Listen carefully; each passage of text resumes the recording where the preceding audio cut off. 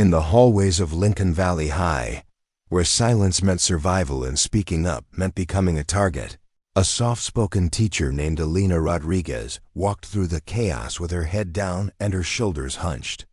To everyone around her, she was invisible, just another victim waiting to be broken.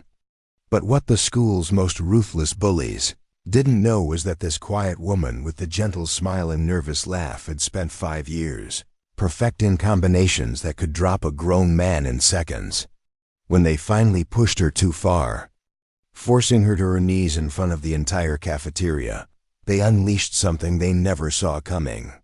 In 30 seconds, the prey became the predator, and the hunters became the hunted.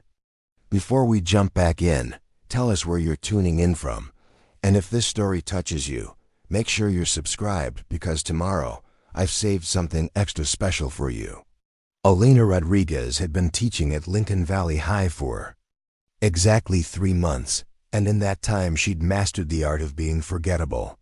At 28, she moved through the school's corridors like a ghost, her petite frame barely making a sound as she navigated between clusters of students who seemed to tower over her 5'2" frame. Her dark hair was always pulled back in a simple ponytail, and her oversized cardigans hung loose on her small shoulders, making her appear even smaller than she already was.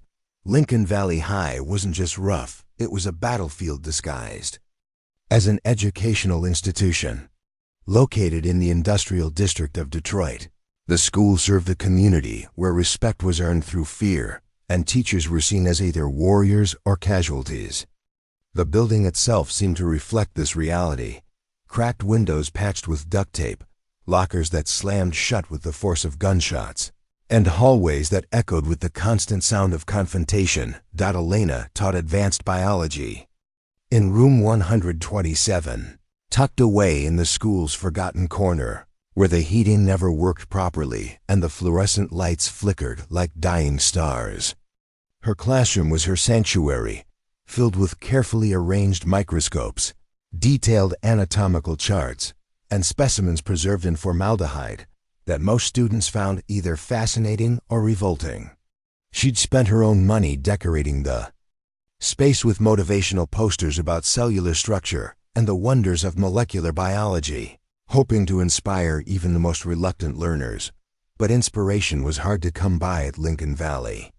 The school's reputation preceded it 3 principals in 5 years, a 40% dropout rate, and a student body that treated substitute teachers like entertainment.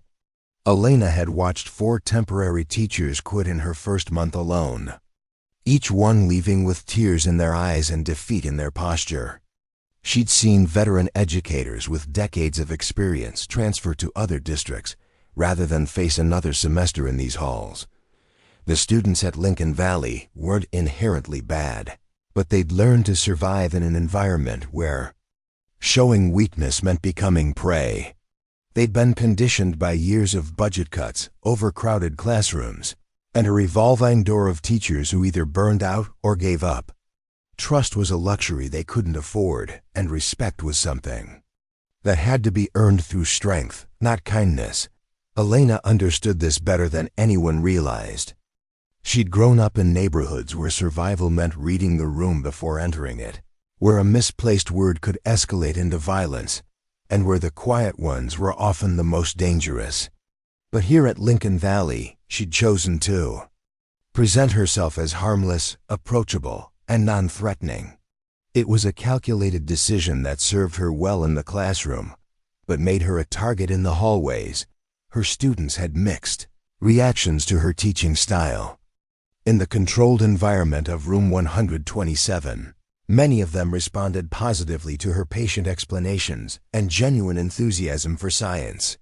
She had a gift for making complex biological processes seem accessible, using analogies that connected cellular respiration to everyday experiences, or comparing DNA replication to following a recipe. Her tests were fair, her grading was consistent, and she never played favorites. But outside the classroom, Elena became a different person entirely. She walked quickly through the halls, avoiding eye contact with the groups of students who congregated around lockers like territorial animals. She ate lunch alone in her classroom, grading papers while picking at a sandwich she'd brought from home. During faculty meetings, she sat in the back corner, speaking only when directly addressed and always in a voice so soft that others had to lean forward to hear her. The other teachers had tried to include her in their conversations, but Elena's responses were always brief and non-committal. She'd smile politely, nod at appropriate moments, and then quietly excuse herself to return to her classroom. Some interpreted this as shyness, others as arrogance, but none of them suspected the truth, that Elena Rodriguez was carefully constructing a persona that would allow her to survive in an environment where being noticed meant becoming a target. Her careful strategy had worked for 3 months. Students largely ignored her in the hallways, seeing her as just another forgettable teacher who would probably transfer to an easier school district by the end of the year. The administration barely knew she existed, which was exactly how she preferred it. She'd found her rhythm, created her safe space, and established routines that kept her under the radar. But Lincoln Valley High had a way of testing everyone eventually, and Elena's time was running out. The school's social hierarchy was brutal and clearly defined. At the top sat the athletes, particularly the football players who wore their letterman jackets like armor and commanded respect through size and reputation. Below them were the academic achievers, protected by their usefulness to teachers and their college-bound futures. The middle tiers consisted of various cliques: the theater kids, the musicians, the debate team members, each group maintaining their own territory and unwritten rules. And then there were the predators. They weren't part of any official group or recognized clique. They were the students who'd learned that fear was power, that intimidation was currency, and that the weak existed solely for their entertainment. They operated in the spaces between classes, in the blind spots of administrative oversight, and in the moments when teachers were distracted or absent. They weren't necessarily the biggest or strongest students, but they were the ones who understood that psychological warfare was often more effective than physical confrontation. Elena had managed to avoid their attention for 3 months, but her luck was about to run out. Because in a school where survival of the fittest wasn't just a biological concept, but a daily reality, even the most carefully constructed invisibility cloak eventually fails. The warning signs had been subtle at first: a snicker when she passed. Certain groups in the hallway whispered comments that she pretended not to hear, and eyes that followed her movements with predatory interest. She'd noticed students lingering near her classroom door after the bell rang, not to ask questions about the lesson, but to observe her, to study her patterns, to identify her weaknesses. Elena had dealt with bullies before, but never in an environment where she couldn't simply walk away or change her route. At Lincoln Valley, there was nowhere to hide, nowhere to run, and no authority figure who could guarantee her safety. She was trapped in an ecosystem where the strong devoured the weak, and she'd spent 3 months convincing everyone that she was the weakest prey imaginable. But what they didn't know, what nobody at Lincoln Valley High could possibly have guessed, was that Elena Rodriguez had spent every evening for the past 5 years in a very different kind of classroom. While her colleagues went home to grade papers and prepare lessons, Elena drove across town to Thunder Gym, where she'd spent countless hours learning skills that had nothing to do with teaching biology and everything to do with survival. Transformation was about to begin, and Lincoln Valley High would never be the same. The trouble started on a Tuesday morning in November, when the first snow of the season blanketed Lincoln Valley High in a deceptive layer of white that made everything look clean and peaceful. Elena arrived at school earlier than usual, her breath forming small clouds in the frigid air as she fumbled with her keys outside room 127. The hallways were empty except for the custodial staff, and for a brief moment she allowed herself to relax in the silence. That peace shattered the moment the first bell rang. Brandon Colt was the first to notice her that morning. At 6'4" and built like a linebacker, Brandon commanded attention wherever he went, not through charisma or intelligence, but through sheer physical presence and a reputation for violence that preceded him like a storm cloud. He'd been held back twice, making him nearly 20 years old and towering over most of his classmates like a giant among children. His closely shaved head bore several small scars, souvenirs from fights both in and out of school, and his knuckles were permanently marked with the evidence of countless confrontations. Brandon wasn't part of any sports team. He'd been kicked off the football squad's sophomore year for starting a brawl during practice that sent 2 players to the hospital. He wasn't interested in academics, clubs, or any of the traditional high school activities that might have channeled his aggression into something productive. Instead, he'd carved out his own territory in the school's ecosystem, surrounding himself with followers who mistook his brutality for leadership. His inner circle consisted of 3 other students who'd found purpose in chaos. There was Ashley Morgan, a 17-year-old with platinum blonde hair and eyes like ice chips, who wielded cruelty like a surgical instrument. She could destroy someone's reputation with a single social media post or reduce them to tears with a perfectly timed insult. Her weapon of choice wasn't physical violence, but psychological warfare, and she'd perfected the art of identifying and exploiting weaknesses in others. Then there was Derek Santos, a wiry kid with nervous energy who laughed too loudly at Brandon's jokes and tried too hard to prove his loyalty. Derek had been Brandon's shadow since middle school, content to be the sidekick as long as it meant he'd never be the target. He specialized in spreading rumors, creating diversions, and documenting their exploits on his phone for social media circulation. The 4th member of their group was Madison Webb, a junior who'd earned her place through her complete lack of empathy and her ability to escalate any situation into chaos.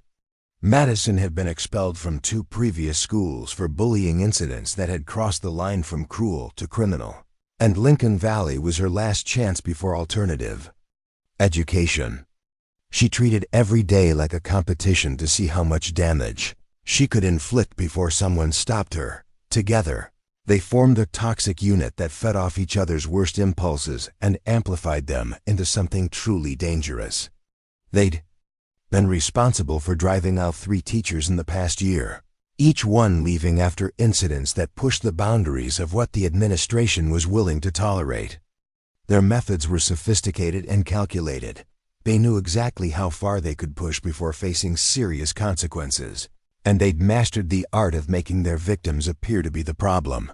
Brandon had been watching Elena for weeks, studying her patterns and identifying her vulnerabilities. He'd noticed how she avoided eye contact in the hallways, how she quickened her pace when passing groups of students, and how she seemed to physically shrink when confronted with loud voices or sudden movements. To him, she represented everything he despised about authority figures: weak, ineffective, and undeserving of respect. Preparing and narrating this story took us a lot of time, so if you are enjoying it, subscribe to our channel. It means a lot to us. Now back to the story. The group had tested smaller targets first, systematically working their way through the school's most vulnerable students and staff members. They'd perfected their techniques on substitute teachers, cafeteria workers, and freshman students who were too intimidated to fight back.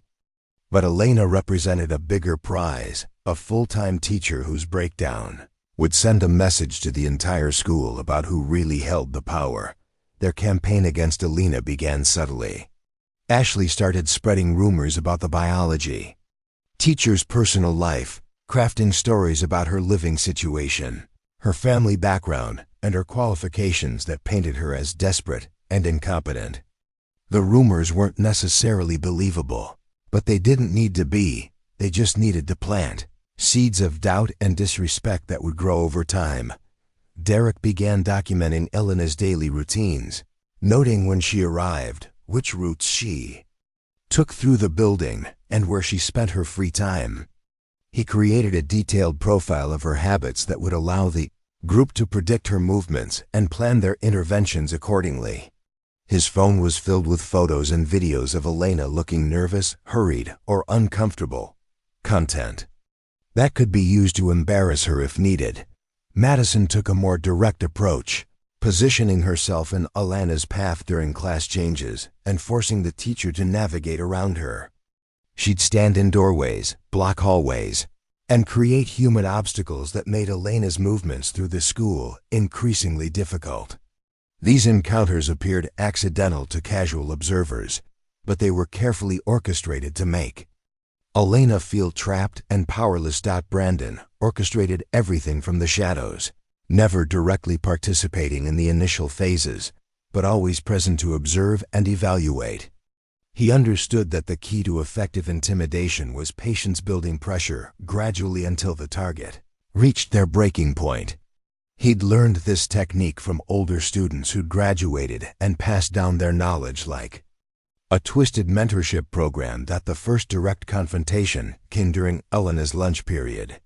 She was sitting alone in her classroom, grading lab reports while eating a turkey sandwich when Brandon appeared in her doorway. He didn't enter the room, but his presence filled the space like a physical force. Elena looked up from her papers, her hand freezing halfway to her mouth. "Ms. Rodriguez," Brandon said, his voice carrying false politeness that made the words sound like a threat. "How's your day going?" Elena set down her sandwich and forced herself to make eye contact. "Fine, thank you, Brandon. Is there something you need?" "Just checking in," he replied, stepping slightly into the room, "making sure you're settling in okay. I know Lincoln Valley can be a tough place for new teachers." The emphasis on tough wasn't lost on Elena. She recognized the veiled threat, the implied warning that her safety wasn't guaranteed. But instead of backing down, she maintained her composure and responded in the same falsely polite tone. "I appreciate your concern, but I'm doing well. Was there something specific you wanted to discuss about biology?" Brandon's smile didn't reach his eyes. "Not really. Just wanted to make sure you know that if you ever need anything, you should come to me. I've got a lot of influence around here." Elena understood the subtext perfectly. Brandon was establishing dominance, making it clear that her comfort and safety were dependent on his goodwill. He was offering protection while simultaneously making it obvious that he was the source of the threat. It was a classic intimidation tactic, and one that had probably worked on previous teachers. "Thank you for the offer," Elena replied, turning back to her papers. "I'll keep that in mind." Brandon lingered for a moment longer, studying her reaction. Most teachers would have shown fear by now, or at least discomfort. Elena's calm response was unexpected, and it intrigued him. He'd been hoping for immediate submission, but her resistance only made the game more interesting. Over the following days, the pressure increased incrementally. Ashley began making comments about Elena's appearance and teaching ability within earshot of other students. Derek started accidentally bumping into her in the hallways, each collision a little harder than the last. Madison began showing up near Elena's classroom at hours, creating an atmosphere of constant surveillance that made the teacher feel like she was being hunted. The psychological warfare was carefully calibrated to avoid crossing lines that would trigger administrative intervention. There were no direct threats, no physical violence, and no actions that couldn't be explained away as misunderstandings or accidents. But the cumulative effect was designed to wear down Elena's resistance and create a constant state of stress and anxiety. Elena recognized the pattern immediately. She'd seen similar tactics used against vulnerable students, and she understood that this was just the beginning. The group was testing her boundaries, measuring her responses, and preparing for an escalation that would force her to either submit or fight back. What they didn't realize was that Elena Rodriguez had been preparing for this moment her entire life. Every evening after school, while her colleagues went home to their families and comfortable routines, Elena made the 20-minute drive to Thunder Gym. The building was located in an industrial district even rougher than the one surrounding. Lincoln Valley High, housed in a converted warehouse that had once manufactured auto parts. From the outside, it looked like any other forgotten piece of Detroit's industrial past: broken windows, rust-stained walls, and a parking lot filled with potholes and weeds. But inside, Thunder Gym was a temple to controlled violence and disciplined aggression. The space was filled with heavy bags, speed bags, and training equipment that had been seasoned by years of use. The walls were covered with photos of fighters who trained there, some famous, others known only in local circles, but all united by the knowledge that real strength came from facing your fears and pushing beyond your limits. Elena had discovered Thunder Gym 5 years earlier, shortly after a particularly traumatic incident that had left her questioning everything she thought she knew about herself and her place in the world. She'd walked through those doors as a victim, someone who'd been broken by circumstances beyond her control. But under the guidance of Coach Maria Santos, a former professional fighter who'd retired after a career-ending injury, Elena had transformed herself into something else entirely. The training hadn't been easy. Elena's small frame and quiet demeanor had made her seem like an unlikely candidate for mixed martial arts. But Coach Santos had seen something in her that others missed. She'd recognized the fire that burned beneath Elena's gentle exterior, the rage that had been carefully controlled and channeled into constructive purposes. For 5 years, Elena had trained 6 days a week, learning Brazilian Jiu-Jitsu, Muay Thai, and boxing. She'd sparred with fighters twice her size, absorbed punishments that would have broken most people, and developed reflexes and instincts that turned her body into a weapon. But more importantly, she'd learned to control her emotions, to think clearly under pressure, and to project calmness even when violence was imminent. The quiet biology teacher who walked the halls of Lincoln Valley High was a carefully constructed facade. Beneath the cardigan and behind the soft-spoken demeanor was someone who could end a fight before most people realized it had started. Elena had been waiting for Brandon and his crew to make their move, and she was ready for whatever came next. Hunters had circled their prey, but they'd made a critical error in judgment. They'd assumed that silence meant weakness, that gentleness meant helplessness, and that their victim would respond to intimidation, the same way all their previous targets had. They were about to learn that some prey had evolved beyond their understanding, and that the quiet ones were often the most dangerous of all. The week before Thanksgiving break, Lincoln Valley High felt like a powder keg waiting for a spark. The combination of shortened class periods, restless students anticipating the holiday, and administrative staff already mentally checked out created the perfect storm for chaos. Elena could sense the shift in energy throughout the building. Conversations were louder, confrontations more frequent, and the usual facade of order was beginning to crack. Brandon's campaign against Elena had evolved into something more sophisticated and sinister.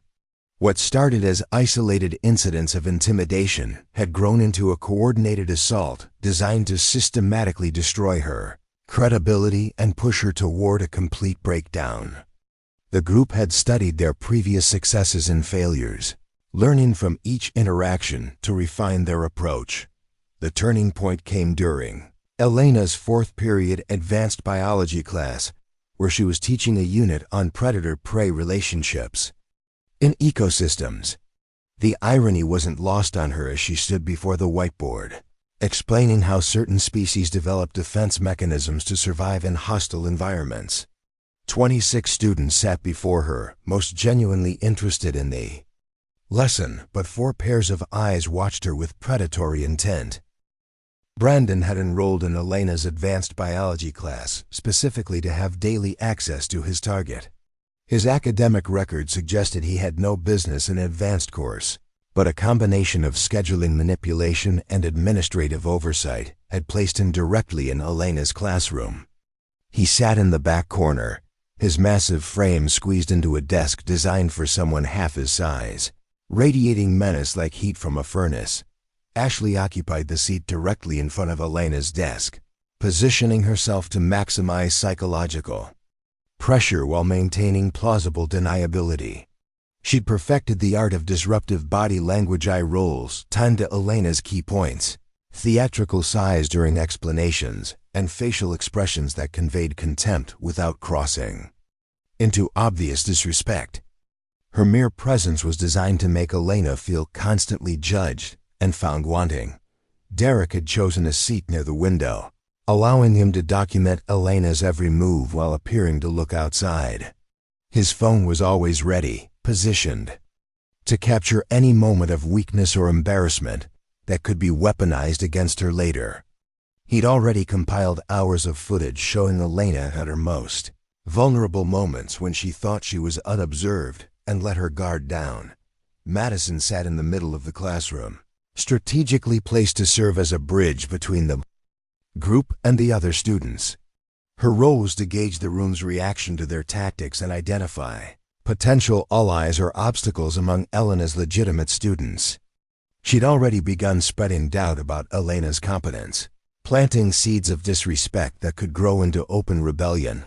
The lesson that day focused on mimicry in nature, how certain species evolved to appear more dangerous than they actually were, while others disguised their true capabilities to avoid detection. Elena found herself drawing parallels between the biological concepts and her own situation, wondering if her students could detect the irony in her words. Batesian mimicry, Elena explained, pointing to an image of a harmless milk snake that had evolved to resemble a deadly coral snake, occurs when a harmless species evolves to mimic the warning signals of a dangerous species.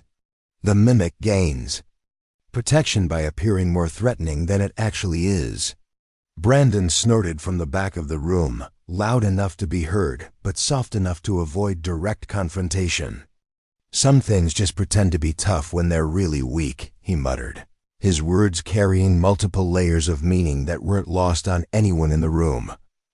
Elena paused, meeting his gaze directly. That's an interesting observation, Brandon. But there's another type of mimicry we should consider aggressive mimicry, where dangerous predators disguise themselves as harmless to better approach their prey. Sometimes the most dangerous species are the ones that appear the most innocent. The exchange sent a ripple of tension through the classroom. Students who'd been half asleep suddenly became alert, sensing that something more than biology was being discussed. Brandon's smirk faltered slightly, uncertainty flickering across his features as he tried to decipher whether Elena's response was coincidental or intentional. Ashley decided to escalate, raising her hand with exaggerated enthusiasm. Ms. Rodriguez, what happens when prey fights back? Like, what if something that's supposed to be eaten actually hurts the predator? Elena smiled, recognizing the challenge in Ashley's question. Excellent question, Ashley. When prey species develop effective defense mechanisms, it can dramatically alter the predator-prey dynamic. Sometimes the hunters become the hunted, and the ecosystem finds a new balance. The bell rang before anyone could respond, but the lesson had planted seeds that would continue growing throughout the day. Elena had sent a message without directly threatening anyone, demonstrating that she understood the game being played and wasn't as helpless as they'd assumed. But Brandon wasn't deterred by Elena's subtle warnings. If anything, her unexpected resistance only fueled his determination to break her. That afternoon, he called a meeting with his crew in an abandoned classroom on the 3rd floor, a space that had been damaged by a small fire the previous year and never properly repaired. The room smelled of smoke and neglect, its broken windows covered with cardboard and its desks stacked against the walls like tombstones. She thinks she's clever, Brandon said, pacing back and forth like a caged animal, making jokes about predators and prey like she knows something we don't. Time to show her what real predators look like. Ashley filed her nails with practiced indifference, but her eyes glittered with malicious excitement. I've been working on the other teachers, spreading stories about how she can't control her classroom. Principal Hawkins is already getting complaints about her unconventional teaching methods. Derek pulled up his phone. scrolling through the footage he'd collected. I've got enough material to destroy her reputation online. One viral video of her looking scared or confused, and should be a laughingstock across the district. Madison cracked her knuckles, the sound echoing in the empty room like gunshots. When do we stop playing games and get serious? I'm tired of all this subtle stuff. Let's make her cry in front of everyone and be done with it. Brandon nodded, his decision crystallizing. Tomorrow, during lunch, the cafeteria will be packed, and there won't be any administrators around to interfere. We corner her, make her look weak in front of the whole school, and end this once and for all. The plan they devised was simple but effective. Elena typically spent her lunch period in her classroom, but tomorrow they would force her into the cafeteria by creating a situation that required her immediate attention. Derek would spread a rumor about students fighting near the science wing, drawing Elena out of her safe space and into their territory. Once she was in the cafeteria, they would surround her, escalate the confrontation until she was forced to either submit publicly or call for help. Either outcome would destroy her credibility and establish their dominance. What none of them realized was that Elena had been anticipating this exact scenario for weeks. She'd studied their patterns, analyzed their tactics, and prepared for the inevitable escalation that would force her to reveal her true capabilities. Every evening at Thunder Gym, she'd practice scenarios that mirrored her current situation, working with Coach Maria Santos to develop strategies for dealing with multiple attackers in confined spaces. Coach Santos had been through similar situations during her own youth, growing up in neighborhoods where respect was earned through strength and maintained through reputation. She understood the psychology of bullies better than any textbook, and she'd taught Elena that the key to winning these confrontations wasn't just physical preparation, it was mental and emotional readiness. When the moment comes, Coach Santos had told Elena during their last training session, you need to be willing to go further than they're prepared to go. Bullies rely on their victims' reluctance to escalate. They assume that good people won't cross certain lines. But sometimes crossing those lines is the only way to stop the cycle. Elena nodded, understanding the weight of those words. She'd spent 5 years learning not just how to fight, but when to fight and how far to go when violence became inevitable. She'd studied the legal implications of self-defense, the psychological aftermath of physical confrontation, and the delicate balance between protecting herself and avoiding serious legal consequences.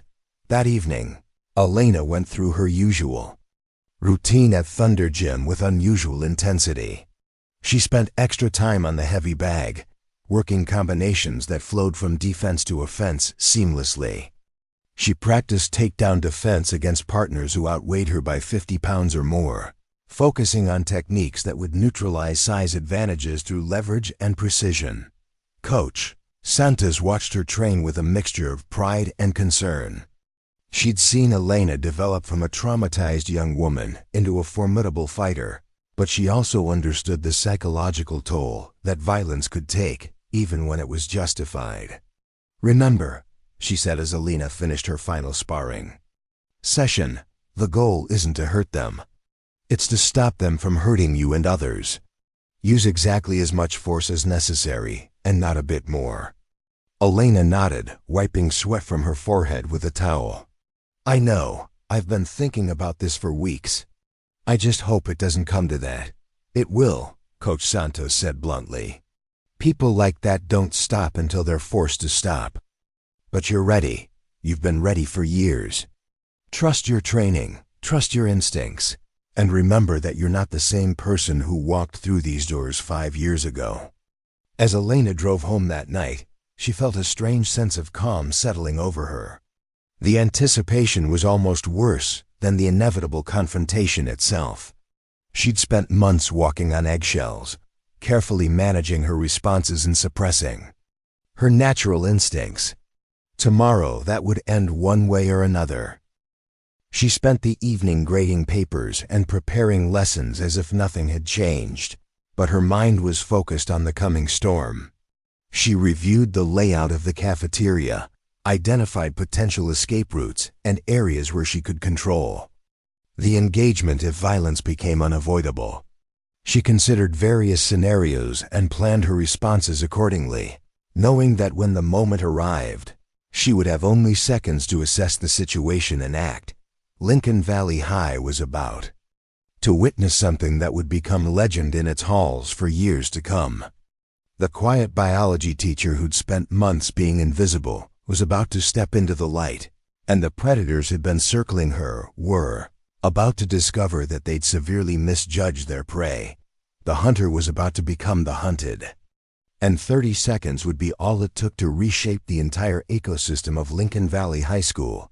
Friday morning arrived with an unseasonable warmth that made the November air feel oppressive and heavy. Elena woke before her alarm, her body's internal clock recognizing that today would be different from all the others. She went through her morning routine with methodical precision: black coffee, whole grain toast, and a protein shake that would sustain her energy levels throughout whatever the day might bring. Her reflection in the bathroom mirror showed no trace of the anxiety coursing through her veins.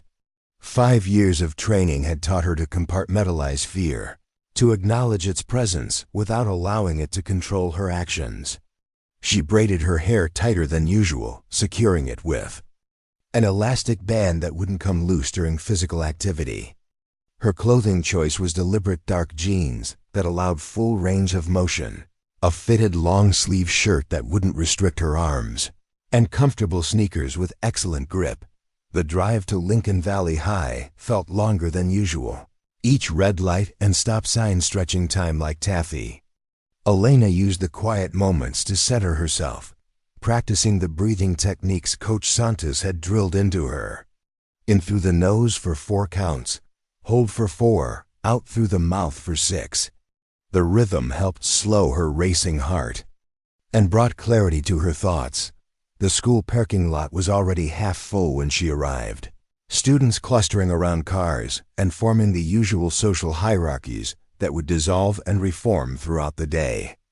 Elena parked in her usual spot near the science wing, close enough to her classroom for quick access, but far enough from the main entrance to avoid the morning traffic of late arrivals and administrative chaos.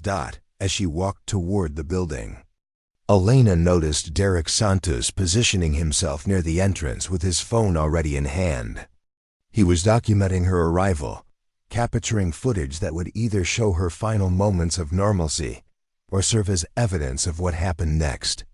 She gave him a small wave and a genuine smile, playing her role perfectly while mentally noting his location and the angle of his camera. The morning classes passed in a blur of routine lessons and careful observation. Elena taught with her usual enthusiasm, but part of her attention remained focused on the subtle changes in her students' behavior. Some seemed nervous, as if they sensed something brewing beneath the surface. Others appeared excited, their energy heightened by rumors and anticipation. A few avoided eye contact entirely, wanting no part of whatever storm was approaching. Brandon attended her third-period class with unusual attentiveness, his massive frame radiating confident aggression. He dressed for the occasion in a way that most people wouldn't notice: steel-toed boots instead of sneakers, a thick hoodie that could absorb impact, and knuckles that showed recent evidence of hitting heavy bags. He wasn't just planning intimidation. He was prepared for a physical confrontation. Ashley had coordinated her outfit with military precision, choosing clothes that projected authority while remaining within dress code guidelines. Her platinum hair was pulled back severely, emphasizing the sharp angles of her face and the cold calculation in her eyes. She sat with perfect posture, radiating the kind of cool confidence that came from years of successful psychological warfare. Madison wore her aggression more openly, sporting a black leather jacket despite the warm weather and boots that could double as weapons if necessary. Her presence in the classroom felt like a loaded gun, dangerous potential energy waiting for the right moment to explode into kinetic violence. The trap was set in motion during the transition between fourth and fifth periods. Derek spread the word through social media and whispered conversations that a massive fight was brewing in the science wing, involving students from rival neighborhoods who'd been feuding for months. The rumor was carefully crafted to sound urgent and credible, the kind of situation that would require immediate teacher intervention. The message reached Elena through her student-teacher assistant, an earnest sophomore named Kevin Chun, who burst into her classroom just as she was arranging materials for her next lesson. "Ms. Rodriguez," he gasped, genuinely out of breath from running across the building. "There's going to be a huge fight in the chemistry lab. Mr. Patterson sent me to get you because you're the closest teacher." Elena's trained instincts immediately recognized the setup, but she also understood that refusing to respond would only delay the inevitable. Her expression showed appropriate concern as she grabbed her keys and followed Kevin toward the hallway. "How many students are involved?" she asked, playing along while mentally preparing for what was really waiting for her. "At least a dozen," Kevin replied, his voice carrying the breathless excitement of a teenager witnessing drama. "They're saying it's gang-related, something about disrespect and territory. Security is tied up with that parent meeting on the first floor." As they walked toward the science wing, Elena noticed that the hallways were unusually crowded for this time of day. Students lingered by lockers, gathered in doorways, and moved with the restless energy that preceded major events. Phone cameras were already recording, capturing the build-up to whatever spectacle was about to unfold. When they reached the chemistry lab, Elena found exactly what she expected. No fight, no angry students, just empty hallways and the faint smell of cleaning chemicals. Kevin looked genuinely confused, checking his phone for updates that would never come. "I don't understand," he muttered. "They said it was happening right here." "It's okay, Kevin," Elena said gently, placing a reassuring hand on his shoulder. "Sometimes rumors get out of hand. Why don't you head to your next class? I'll check with security to make sure everything's under control." As Kevin reluctantly departed, Elena found herself alone in the hallway for exactly 30 seconds before Ashley Morgan rounded the corner, moving with predatory grace. "Ms. Rodriguez," she called out, her voice carrying false concern. "I heard there was some kind of emergency. Is everything all right?" Before Elena could respond, Brandon emerged from the opposite direction, his bulk filling the corridor like a human wall. Madison appeared from a side hallway, completing the triangle formation that Elena recognized as a classic intimidation setup. Derek materialized last, his phone camera already recording as he positioned himself to capture every angle of the coming confrontation. "Actually," Ashley continued, her tone shifting from concern to condescending, "I think the real emergency is your teaching. My parents are really upset about the grade you gave me on my last test. They think you're being unfair because you don't like me." Elena remained calm, recognizing the opening gambit of their coordinated attack. "I'd be happy to discuss your grade with you and your parents during scheduled conference hours. My gradebook is always available for review." Brandon took a step closer, close enough that Elena could smell the energy drink on his breath and see the anticipation in his eyes. "That's not good enough," he growled. "Ashley's a good student, and you're trying to ruin her GPA because you've got some kind of personal problem with her." "My grading is based entirely on objective criteria," Elena replied, her voice steady, despite the adrenaline beginning to flood her system. "If you have concerns about academic fairness, I encourage you to speak with Principal Hawkins." Madison laughed, a harsh sound that echoed off the empty lockers. "Principal Hawkins isn't here right now. It's just us and you, and we think it's time someone taught you some respect." The confrontation was escalating exactly as Elena had predicted. But something about their positioning told her they weren't planning to keep this verbal. Brandon's stance had shifted from casual intimidation to active aggression, his hands clenched into fists and his weight balanced on the balls of his feet. Ashley had moved to block Elena's retreat path toward the main hallway, while Madison positioned herself to cut off access to the classroom doors. Derek continued filming, his excitement barely contained as he captured what he believed would be Elena's humiliation. "This is going to be epic," he whispered to his phone's camera. "Watch what happens when teachers try to act tough at Lincoln Valley." Elena made a calculated decision to attempt de-escalation one final time, knowing that any physical response would need to be clearly justified as self-defense. "I understand you're upset," she said, directing her words toward Brandon, while keeping the others in her peripheral vision. "But threatening a teacher is serious. There are better ways to handle academic concerns." Brandon's response was to take another step forward, now close enough to grab her if he chose to. "I'm not threatening you," he said, his voice dropping to a dangerous whisper. "I'm just explaining how things work here. You can either start showing some respect, or we can teach you what happens to teachers who think they're better than us." The hallway had gradually filled with students drawn by the spreading rumors and the promise of confrontation. Elena could hear the murmur of voices, the clicking of phone cameras, and the shuffling of feet as spectators gathered to witness what they believed would be another teacher's humiliation. The audience would serve as both potential witnesses and additional pressure on Elena to resolve the situation quickly. Ashley moved closer, her voice taking on a sing-song quality that made her words even more menacing. "You know what I think? I think you're scared. I think you've been scared since the day you got here. And now you're about to find out what happens when scared little teachers try to play in the big leagues." Madison cracked her knuckles again, the sound deliberate and threatening. Maybe she needs to get on her knees and apologize. Show everyone that she knows her place. The demand hung in the air like a physical presence, and Elena felt the familiar surge of controlled rage that had powered her through 5 years of training. They'd crossed the line from intimidation to humiliation, and they were demanding submission. That would destroy her credibility permanently. More importantly, their body language and positioning indicated that they were prepared to use physical force to get what they wanted. Elena's response was measured and professional, but those who knew what to look for could see the subtle shift in her posture.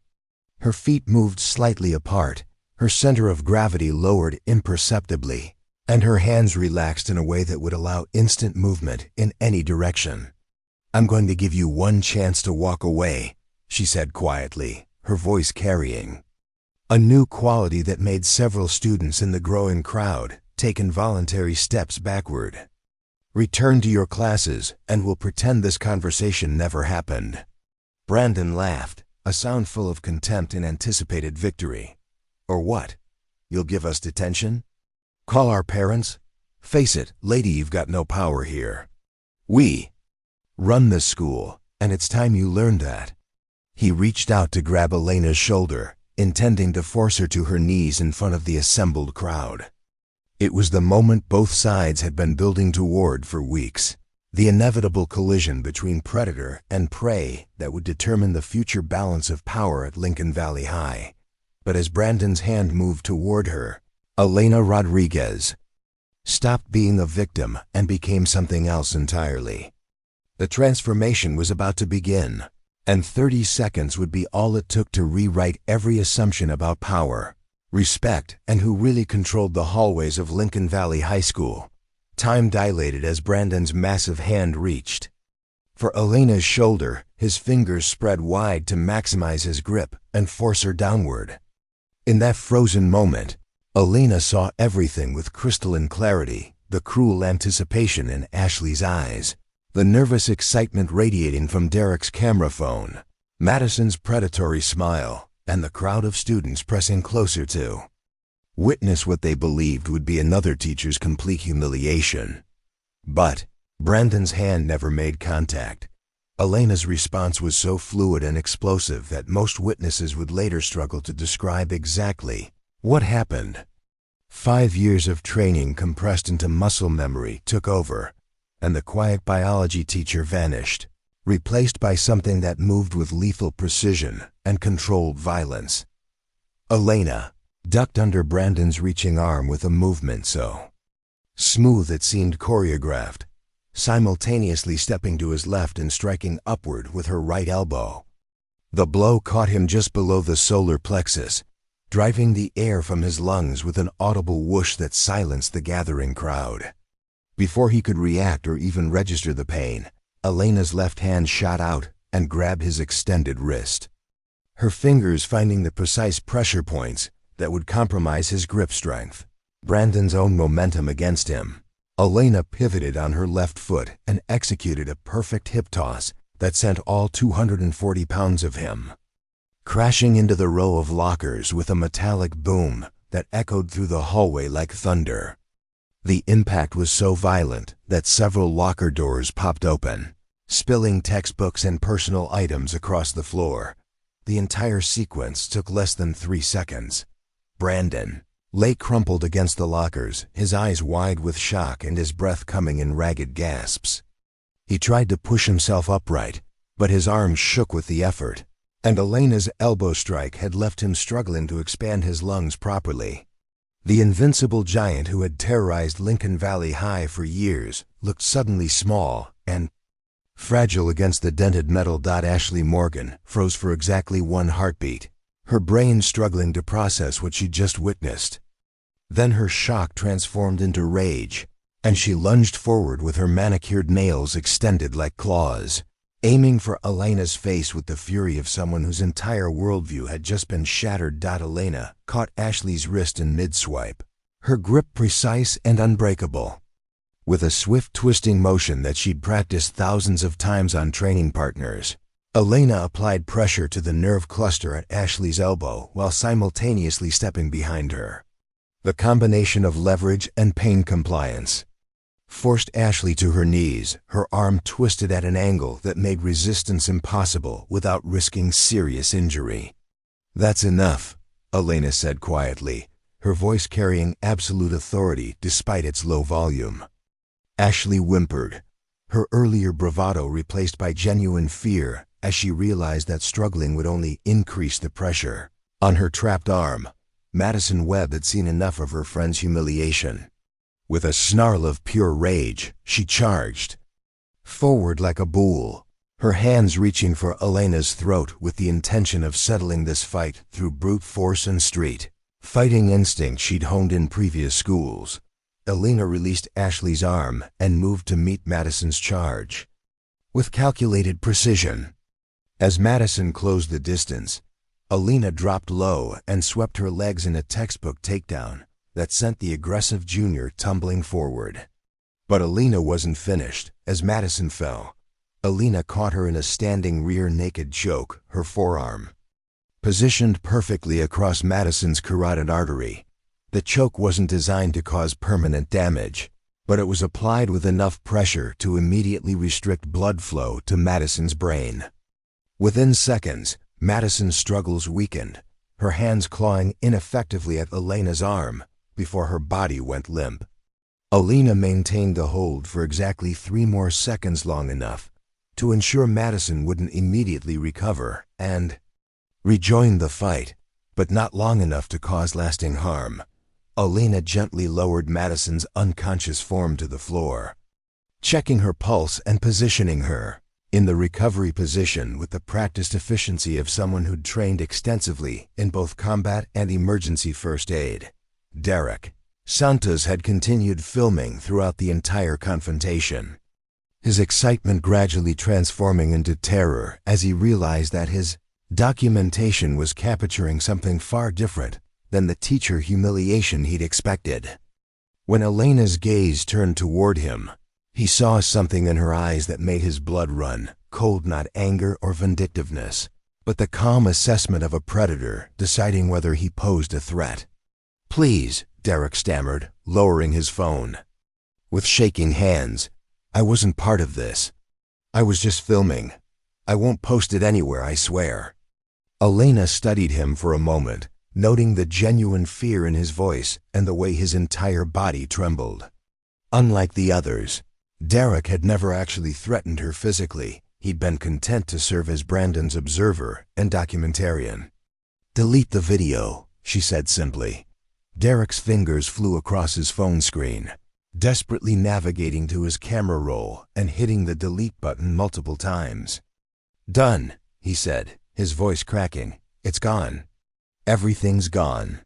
Alina nodded, then turned her attention to the crowd of students who had gathered to witness the confrontation. Their faces showed a mixture of shock, awe, and fear as they struggled to process what they'd just seen. The quiet biology teacher they'd barely noticed had just systematically dismantled 4 of the school's most feared bullies in less than 30 seconds. Elena's transformation wasn't complete. As she surveyed the aftermath of the fight, her trained senses picked up movement from behind. Brandon had managed to regain enough strength to push himself away from the lockers, and his humiliation had transformed into murderous rage. He was reaching into his jacket pocket, pulling out a switchblade that glinted in the fluorescent lighting. "I'll kill you for this," he snarled, his voice thick with pain and fury. "Nobody does this to me." "Nobody!" The crowd gasped and pressed backward, several students crying out warnings that Elena had already detected through peripheral vision and sound. She turned to face Brandon with the same calm expression she'd worn throughout the entire confrontation, showing no fear of the weapon or the threat it represented. Brandon lunged forward with the knife leading, his attack fueled by rage rather than skill. It was exactly the kind of wild, emotional assault that Elena had trained to counter, and her response was textbook perfect. Elena sidestepped the knife thrust while simultaneously grabbing Brandon's wrist with both hands, controlling the weapon, while using his momentum to throw him past her. As he stumbled forward off balance, Elena applied a standing wrist lock that forced his fingers to open, sending the switchblade clattering harmlessly across the floor before Brandon could recover. Elena swept his legs again, sending him crashing to the linoleum. This time, she didn't give him a chance to get back up. She dropped to one knee beside him and applied a shoulder lock that pinned him face down against the floor. His arm twisted at an angle that made movement impossible. "It's over," Elena said, her voice carrying the finality of absolute victory. "Stay down, or I'll make sure you can't get back up." Brandon's struggles ceased immediately. The pain in his shoulder was intense enough to cut through his rage, and something in Elena's tone told him that she wasn't bluffing about her willingness to escalate the violence if necessary. He pressed his face against the cold floor and stopped fighting. The entire hallway had fallen silent except for the sound of labored breathing and the distant hum of fluorescent lights. Ashley remained on her knees, clutching her arm and staring at Elena with newfound terror. Madison was beginning to stir, her eyes fluttering as consciousness slowly returned. Derek stood frozen against the wall, his deleted phone hanging uselessly at his side. Elena rose to her feet, her breathing barely elevated despite the physical exertion of subduing 4 attackers. Her hair had come loose from its braid, and her shirt was slightly wrinkled, but otherwise she appeared completely composed. The transformation was complete. The predators had become prey, and the prey had revealed herself to be the apex predator. The gathered students stared at her with expressions ranging from shock to admiration to outright fear. Several had their phones out, recording the aftermath of a confrontation that would become legendary in the halls of Lincoln Valley High. Others whispered among themselves, trying to process what they'd witnessed and sharing details with those who had missed the action. Elena looked around the crowd, her gaze meeting the eyes of students who had watched her be intimidated and dismissed for months. "Anyone who has a problem with how I handled this situation is welcome to discuss it with me during office hours," she said calmly. "Otherwise, I suggest you all return to your classes." The crowd began to disperse, students moving with the hurried energy of people who had witnessed something significant and wanted to share the news before anyone else could beat them to it. Within minutes, the story would spread throughout the entire school, growing and changing with each telling but maintaining its essential truth. The quiet biology teacher had just demonstrated that she was not someone to be underestimated. As the hallway cleared, Elena could hear the sound of approaching footsteps, security guards and administrators, drawn by the reports of a disturbance. She remained standing over Brandon's prone form, ready to explain her actions to whoever arrived first. Her story would be simple and truthful. 4 students had cornered her, threatened her, and initiated physical contact. Everything that followed had been legitimate self-defense. The 30 seconds that had just passed would reshape the entire social ecosystem of Lincoln Valley High School. The bullies who had terrorized students and teachers alike had been neutralized. Their reign of intimidation ended by someone they had catastrophically underestimated. Elena Rodriguez was no longer the quiet, forgettable biology teacher who walked the halls with her head down. She was the woman who had faced down the wolves and emerged victorious. And everyone at Lincoln Valley High would remember exactly what that meant. The first person to arrive at the scene was Officer Janet Mitchell, Lincoln Valley High's resource officer, who had been responding to reports of a teacher in distress when she encountered something entirely different from what she'd expected. Mitchell had worked at the school for 8 years and had seen her share of student-teacher conflicts, but nothing had prepared her for the sight that greeted her in the Science Wing hallway. Elena stood calmly beside Brandon's prone form, her posture relaxed but alert, like a martial artist maintaining ready position after a sparring match.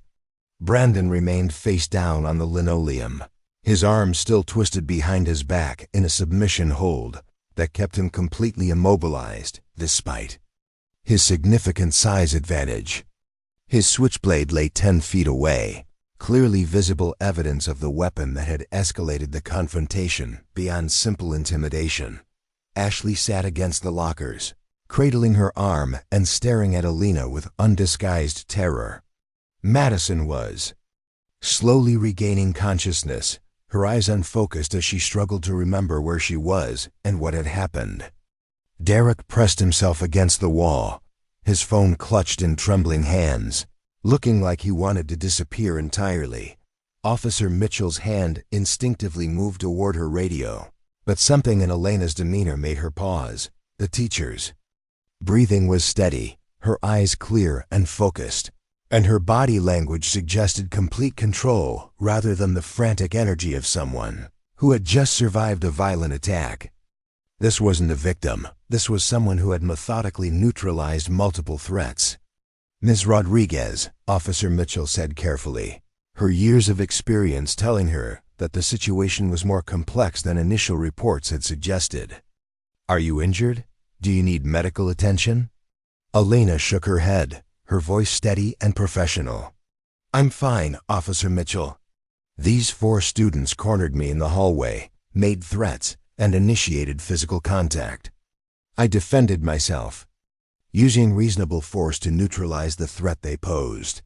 Mitchell's gaze swept over the scene, taking in the tactical positioning of the defeated students, the switchblade, and the obvious evidence of a fight that had ended very badly for the apparent aggressors. Her radio crackled with reports from other officers responding to student calls about a teacher beating up kids. But the reality before her eyes told a very different story.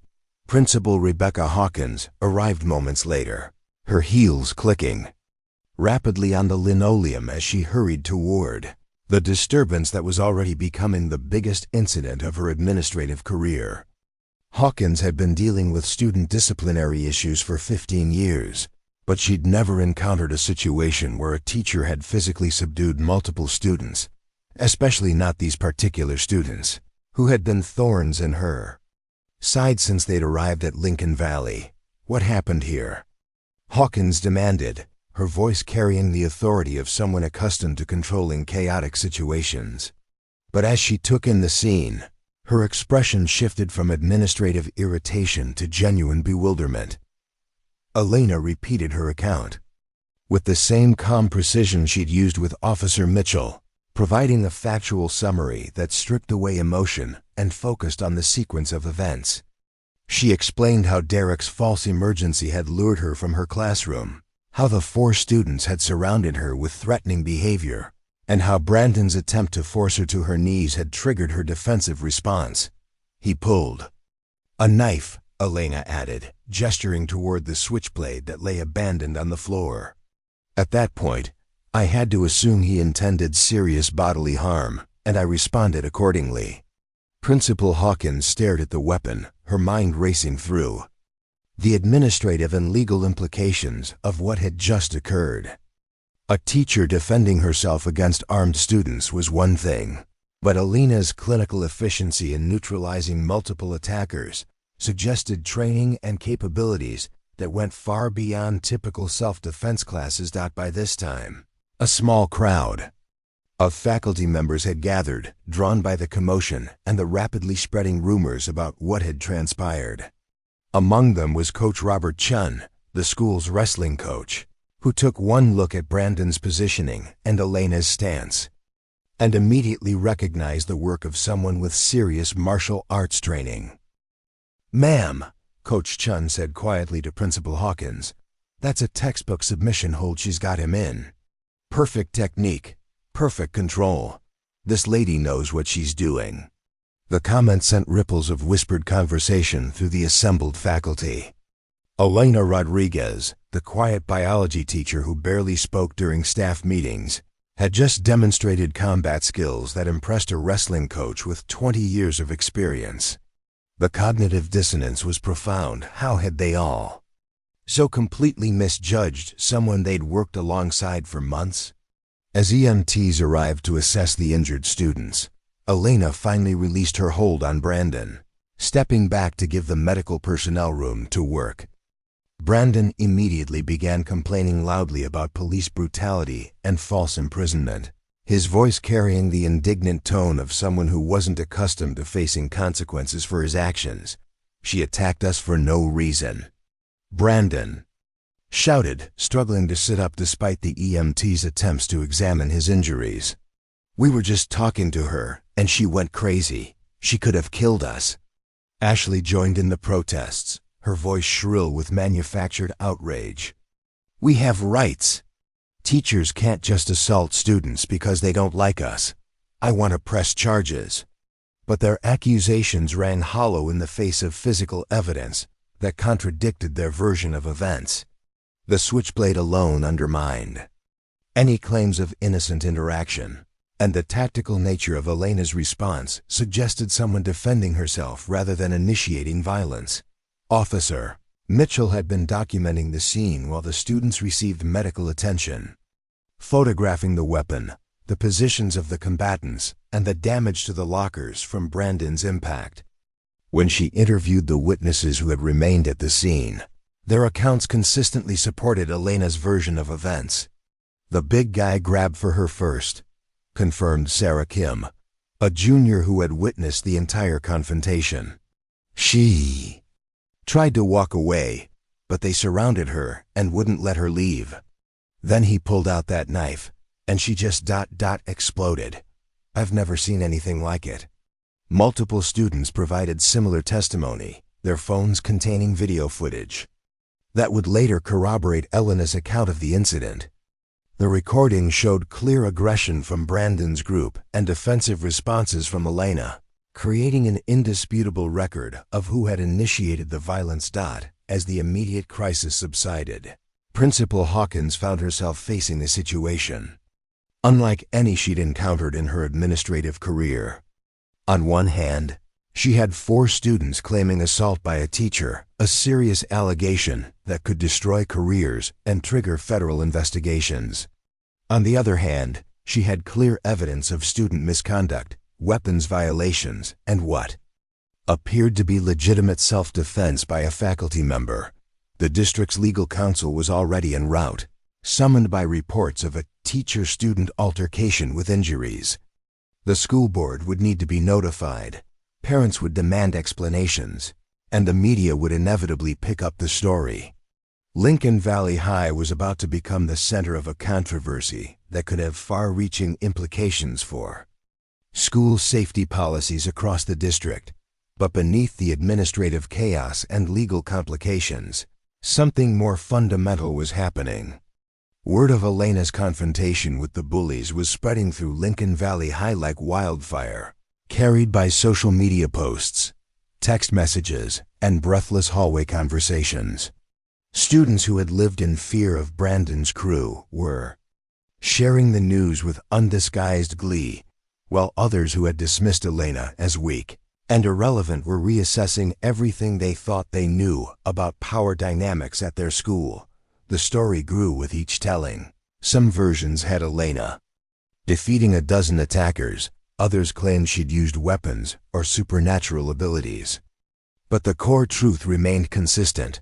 The quiet biology teacher had faced down the school's most feared bullies and emerged victorious in spectacular fashion. In her classroom later that afternoon, Elena sat grading papers as if nothing extraordinary had happened.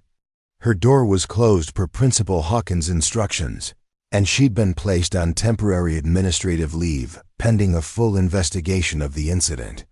But even through the closed door, she could hear the excited conversations of students passing in the hallway, their voices carrying fragments of the story that was already becoming legend. Coach Maria Santos arrived during Elena's planning period. Having driven across town after receiving Elena's brief phone call about the morning's events, she found her former student sitting calmly at her desk, reviewing lesson plans for classes she might not be allowed to teach for weeks. "How do you feel?" Coach Santos asked, settling into a student desk that seemed absurdly small beneath her muscular frame. Elena considered the question carefully before responding. "Relieved," she said finally. "For months, I've been waiting for this to happen. Now it's over, and everyone knows where they stand." Coach Santos nodded, recognizing the psychological dynamics that Elena had navigated with such precision. "You showed remarkable restraint," she observed. "Any one of those techniques could have caused serious injury if you'd applied them with full force. You controlled the situation without crossing lines that would have caused permanent damage." Elena's response revealed the depth of her preparation for this moment. "I knew this was coming eventually. I'd run through scenarios hundreds of times, practicing exactly how much force to use to neutralize threats without creating legal problems for myself. It helped that they documented everything. Their own cameras proved that I was defending myself." As the afternoon wore on, Elena received a stream of visitors who had heard about the confrontation and wanted to see the woman who had accomplished what seemed impossible. Some were fellow teachers who had struggled with Brandon's crew and wanted to express their gratitude. Others were students who had been victims of bullying and saw Elena's victory as validation that the strong didn't always win. But perhaps the most significant visitor was Kevin Chun, the student teacher assistant who had unwittingly delivered Elena into Brandon's trap. He knocked hesitantly on her classroom door, his face showing the guilt and confusion of someone who realized he'd been manipulated. "Ms. Rodriguez," Kevin said quietly, "I'm sorry. I didn't know they were using me to get to you. I thought there really was a fight, and I was just trying to help." Elena smiled at him with genuine warmth, recognizing the innocence in his actions and the remorse in his voice. "You did exactly what a good person should do, Kevin. You tried to prevent violence and protect people. That's not something to apologize for." As the final bell rang and Lincoln Valley High emptied for the weekend, Elena packed her belongings with the knowledge that Monday would bring a very different dynamic to the school's hallways. The ecosystem that had protected bullies and victimized the vulnerable had been shattered in 30 seconds of controlled violence, and it would take time for a new balance to emerge. But one thing was certain: Elena Rodriguez would never again be dismissed as just another quiet teacher who could be intimidated into submission. She had revealed herself to be something far more dangerous and far more valuable, a protector who was willing to fight for those who couldn't fight for themselves. The hunters had finally met their match, and Lincoln Valley High School would never be the same. 3 weeks after the confrontation, that would forever be known at Lincoln Valley High as the 30 seconds. Elena Rodriguez walked through the school's front entrance to find a dramatically transformed environment. The investigation had concluded with complete exoneration. Security footage, witness statements, and physical evidence had painted an unambiguous picture of self-defense against armed attackers. But the legal victory was just the beginning of a much more profound change. The hallways that had once felt like hunting grounds now carried a different energy entirely. Students moved with less fear, their conversations louder and more animated. Teachers walked with straighter postures, no longer constantly scanning for potential threats. The oppressive atmosphere that had defined Lincoln Valley High for years had lifted, replaced by something that felt remarkably like hope. Elena's first stop was the main office, where she needed to complete her reintegration paperwork. Principal Hawkins greeted her with a mixture of relief and newfound respect, the administrator having learned valuable lessons about the hidden depths of her faculty during the intense media scrutiny that followed the incident. "Welcome back, Elena," Principal Hawkins said, using her first name for the first time in their professional relationship. "I have to admit, these past 3 weeks have been enlightening. The changes in student behavior have been remarkable." The statistics bore out Hawkins' observation. Disciplinary referrals had dropped by 60% since Elena's confrontation with the bullies. Academic performance was trending upward across multiple grade levels. Most significantly, reports of bullying incidents had virtually disappeared, as if the demonstration of consequences had reset the entire school's social calculus. Elena's return to room 127 felt like a homecoming, but the space itself had been transformed during her absence. The walls were covered with cards and letters from students she'd never taught, expressing gratitude for her courage and sharing their own stories of liberation from fear. Her desk overflowed with flowers, gift cards, and small tokens of appreciation from faculty members who had found their own voices in the aftermath of her actions. Her first class of the day was advanced biology, the same period where Brandon and his crew had once held court. The student composition had changed dramatically. Several transfer requests had been approved, with former victims of bullying choosing to challenge themselves academically rather than hiding in easier courses. The energy in the room was electric with engagement and curiosity. "Today we're going to discuss symbiotic relationships in nature," Elena announced, her voice carrying the same enthusiasm it always had, but now backed by unshakable authority. "Can anyone give me an example of mutualism where two species benefit from their interaction?" Hands shot up across the classroom, students eager to participate in discussions they would have avoided just weeks earlier. The academic transformation was as profound as the social one. When students felt safe, they were willing to take intellectual risks and engage with challenging material. Sarah Kim, who had witnessed the original confrontation, raised her hand confidently. "Cleaner fish and larger predator fish. The cleaner fish gets food, and the predator fish gets rid of parasites." "Excellent example," Elena replied. "And what happens when that relationship breaks down? When the balance shifts too far in one direction?" The question sparked an animated discussion about ecological balance, competition, and the delicate relationships that maintained healthy ecosystems. But beneath the scientific concepts, everyone in the room understood. They were really talking about their own school's social dynamics and how dramatically they had shifted. During her lunch period, Elena made her way to the cafeteria, the same space where Brandon's crew had once planned to humiliate her publicly. The transformation here was perhaps most visible, with students from different social groups sitting together, formerly isolated individuals joining conversations, and an overall atmosphere of relaxed coexistence that would have been unimaginable a month earlier. Coach Maria Santos was waiting for her at a corner table, having accepted Elena's invitation to visit the school and see the changes firsthand. The older woman surveyed the cafeteria with the trained eye of someone who understood power dynamics and social hierarchies. "This is what victory actually looks like," Coach Santos observed. watching a group of former outcasts confidently claim seats at a central table. Not just winning a fight, but changing the entire environment so that fights become unnecessary. Elena nodded, understanding the deeper implications of what had transpired. I've been thinking about something you told me years ago, that the goal isn't to hurt people, it's to stop them from hurting others.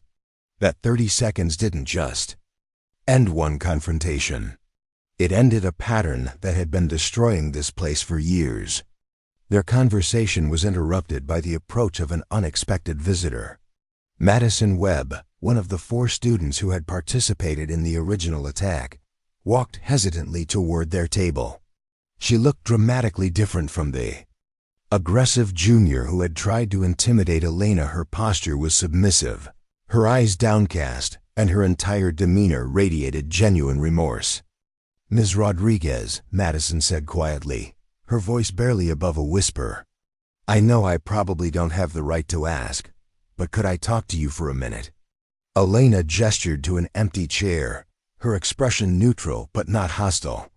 The past 3 weeks had brought several such encounters with former antagonists, each one an opportunity to model the kind of conflict resolution she hoped to see throughout the school.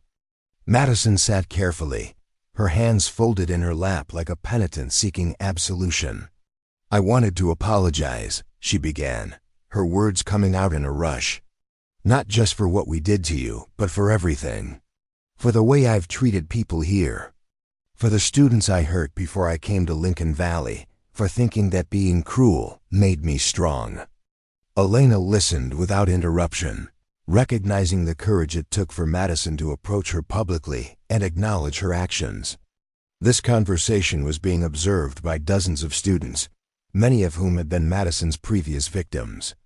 "I've been in therapy," Madison continued, her voice growing stronger as she spoke. "My parents finally understood that my behavior wasn't just typical teenage rebellion. It was something deeper that needed professional help. I want to try to make things right, but I know that might not be possible with some people."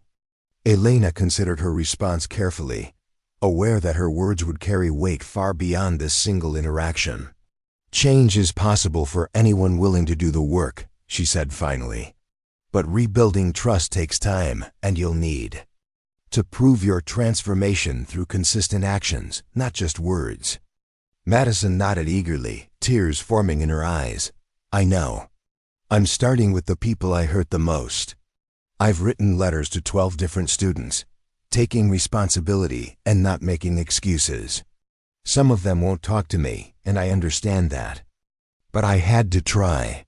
The conversation ended with a handshake, not forgiveness, but acknowledgement of the possibility of redemption. As Madison walked away, Elena noticed that several students had been watching the interaction with intense interest.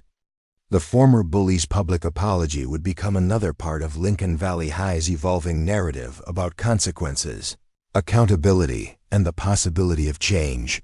The afternoon brought Elena's most challenging test yet, a meeting with Brandon Colt's parents, who had requested a face-to-face discussion about the incident and its aftermath. The meeting took place in Principal Hawkins' office, with the administrator present as a neutral facilitator. Brandon's mother, Carol Colt, was a tired-looking woman who seemed to carry the weight of years spent dealing with her son's behavioral problems. His father, Mark Colt, was a large man whose imposing physical presence clearly showed where Brandon had inherited his size and his approach to conflict resolution. "We're not here to make excuses for Brandon," Carol began, her voice carrying exhaustion rather than anger. "The knife, the threats, the bullying, we know all of that was wrong. But we wanted to meet you because we needed to understand how someone half his size could do what you did." Elena recognized the genuine curiosity in the question and the absence of hostility in their demeanor. "Your son is physically strong," she replied diplomatically, "but he relied on intimidation and fear rather than actual fighting skills. When someone is properly trained and remains calm under pressure, size becomes less of an advantage."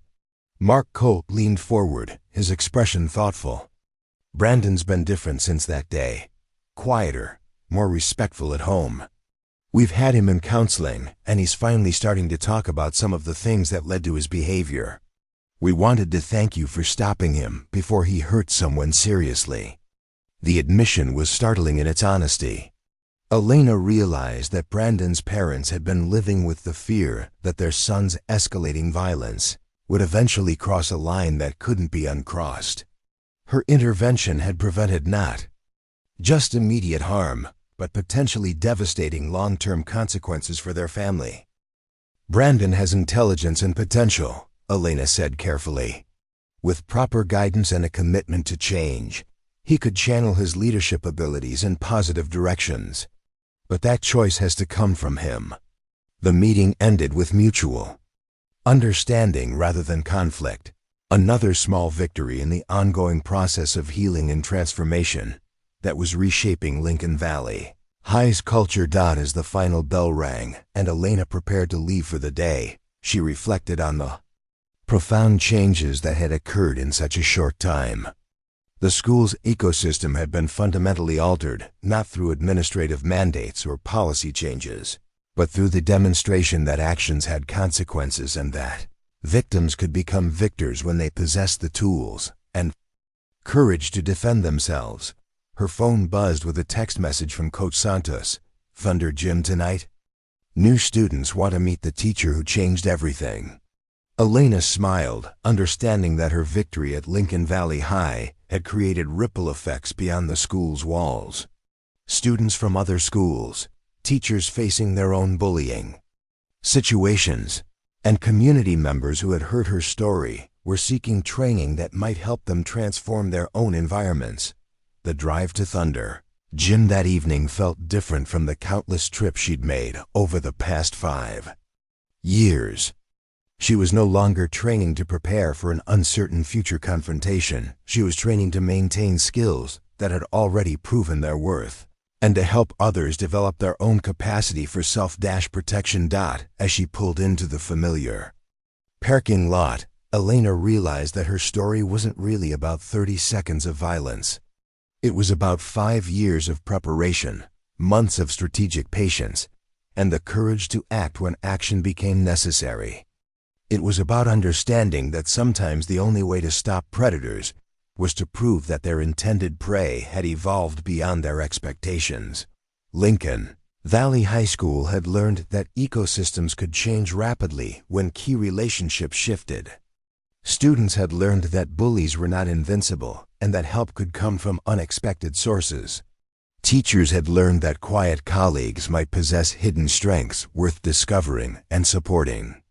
And Elena Rodriguez had learned that sometimes the greatest victory wasn't defeating your enemies, it was transforming them into better versions of themselves while creating an environment where future conflicts became unnecessary. The hunters had been taught to respect their prey. The prey had learned they could become predators when necessary, and the entire ecosystem had evolved into something stronger, safer, and more sustainable than anyone had thought possible. In the end, 30 seconds had been enough to change everything. Up next, you've got 2 more standout stories right on your screen. If this one hits the mark, you won't want to pass these up. Just click and check them out. And don't forget to subscribe and turn on the notification bell so you don't miss any upload from us.